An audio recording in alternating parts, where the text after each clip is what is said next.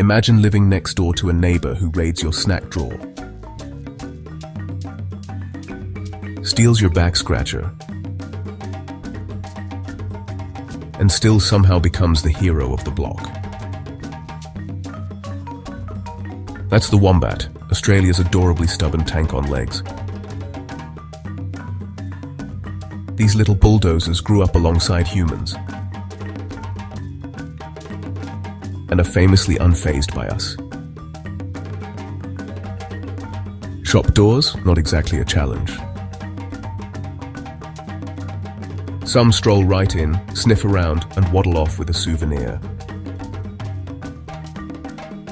leaving owners stunned.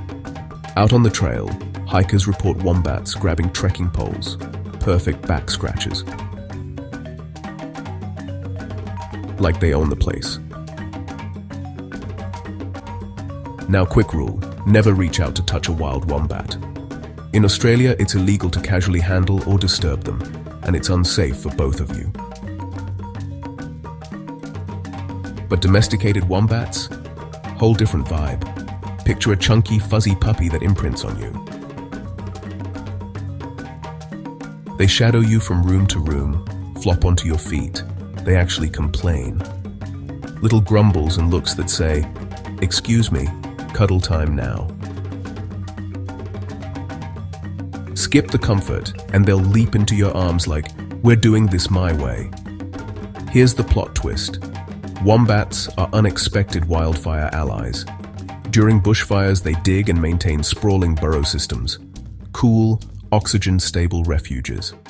When the flames come, smaller animals slip into these underground mansions, riding out the worst in relative safety. It's not a rescue mission.